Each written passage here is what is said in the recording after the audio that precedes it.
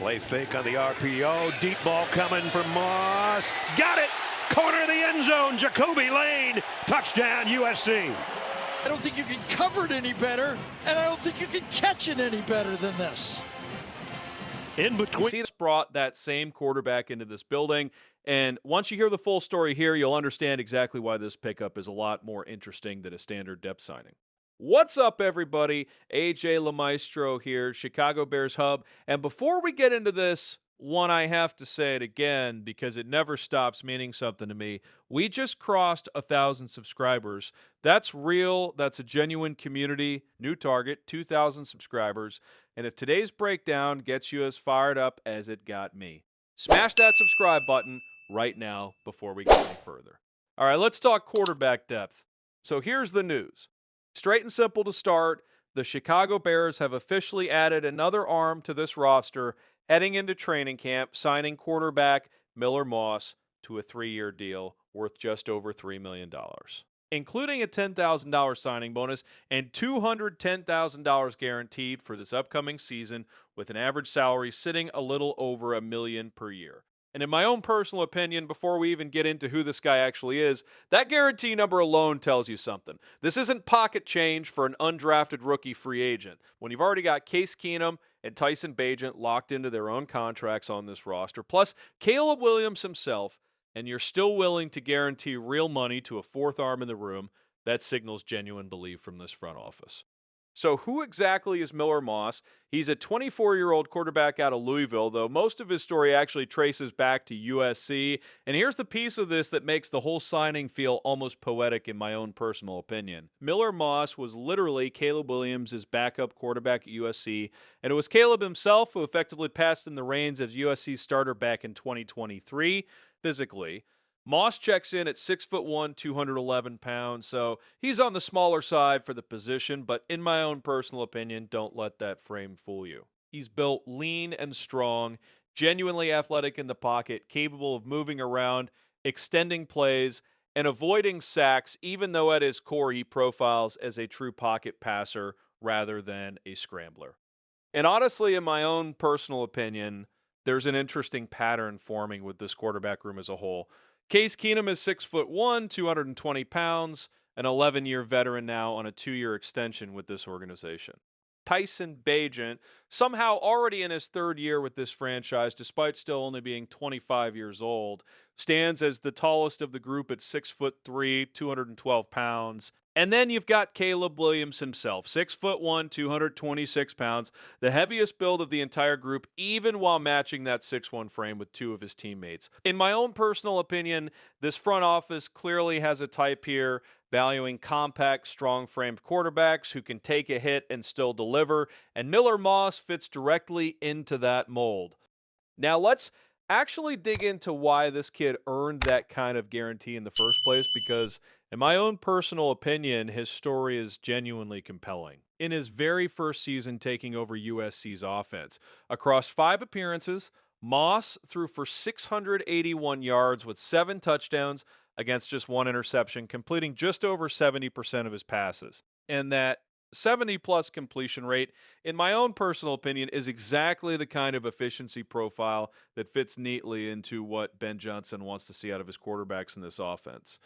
But here's the number that genuinely jumps off the page. In his very first career start, stepping directly into Caleb Williams' old job against Louisville of all opponents, Moss delivered what can only be described as a masterclass in efficiency, completing 23 of 33 attempts for 372 yards and an absolutely staggering 6 passing touchdowns in that single game. In my own personal opinion, that performance genuinely had people around college football asking whether USC had somehow gotten better after handing the reins over from one future first overall pick to his own backup. 6 touchdowns and a debut start is not a normal outcome, and it's exactly the kind of tape that gets a front office's attention even when the player ultimately goes undrafted.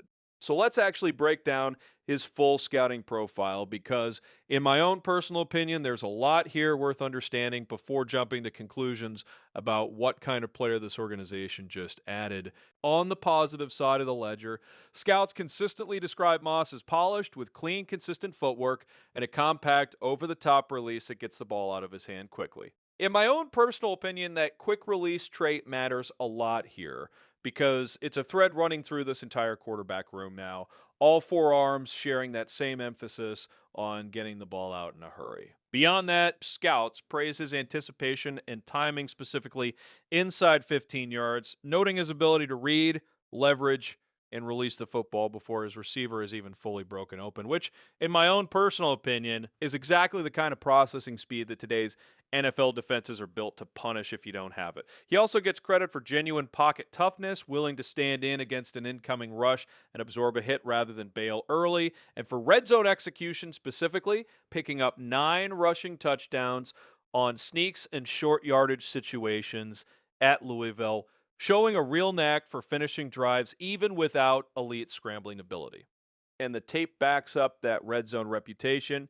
In his first full season as a starter following Caleb Williams' departure, across 9 games, Moss threw for over 2,500 yards with 18 touchdowns against 7 interceptions, completing just under 77% of his throws and averaging close to 283 passing yards per game with a 2-to-1 touchdown to interception ratio.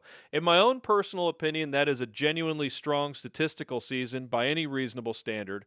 Now let's talk about the cons, because there are real ones here, and in my own personal opinion, credibility means being honest about both sides. The most significant concern scouts consistently flag is below average arm strength by NFL standards. Moss can drive the ball effectively into short and intermediate windows, but struggles to generate elite velocity outside the numbers, and tends to underthrow deeper downfield opportunities. In my own personal opinion, it's almost funny in a way because Caleb Williams is running into the exact opposite issue at times, occasionally overthrowing receivers because of how much raw arm strength he's got to manage. The other real concern here is a tendency toward locking onto his primary read too early, occasionally forcing throws into crowded zone coverage rather than working consistently through his full progression, which showed up statistically during his final season at Louisville. 16 passing touchdowns against 7 interceptions and a 64.2 completion percentage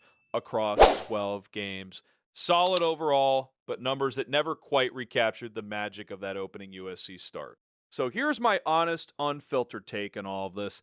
In my own personal opinion, I am not sitting here telling you Miller Moss is the future of this franchise. That job clearly belongs to Caleb Williams, full stop, no real debate needed there, especially coming off a season in LA where Caleb threw for nearly 4,000 yards across 17 games with almost a 4-to-1 touchdown to interception ratio, a completion percentage that steadily climbed as that season progressed. But what Miller Moss represents, in my own personal opinion, is genuinely valuable insurance and quality depth behind that starter, a player who shares stylistic DNA with the guy ahead of him on the depth chart, and that matters in a league where injuries are an unfortunate inevitability. Knock on wood that it never comes into play here. There's actually a fascinating what if buried in this signing too, in my own personal opinion. Could Miller Moss end up following a path similar to a player who bounced through the league, found himself buried behind an established quarterback room, went and proved himself elsewhere, and eventually forced his way back into relevance? It's a genuine possibility here, especially given how loaded this quarterback room already is, with Keenum and Bagent both under contract. This front office almost certainly isn't planning to keep 4 quarterbacks on the active roster all season. So if a trade call ever comes in on Tyson Bagent, or if a practice squad arrangement makes sense for Moss early on, there's a real path here where he ends up as this team's true third option behind Caleb and Keenum, with a genuinely accomplished veteran in Keenum available to mentor him through the process.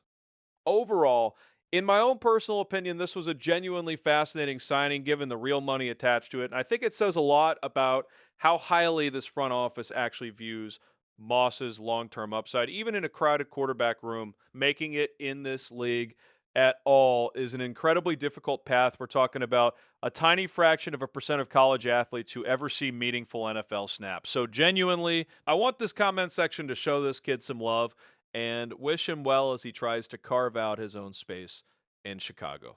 Let me know what you think unfiltered down in the comments below. Does this signing tell you this front office is genuinely building quality depth behind Caleb, or is $3 million guaranteed dollars a lot to invest in a fourth quarterback? Drop it below. I read every single comment. Call to action.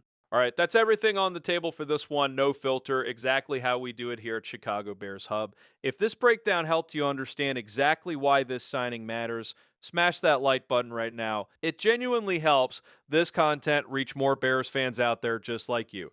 Drop your honest, unfiltered take in the comments below. And if you're not subscribed yet, get on that button immediately because we just crossed 1,000 and 2,000 is next. And I want every single one of you locked in with us for this ride. This is AJ LaMaestro. This has been Chicago Bears Hub No Filter Sports News. And I will see you in the next one. Bear down.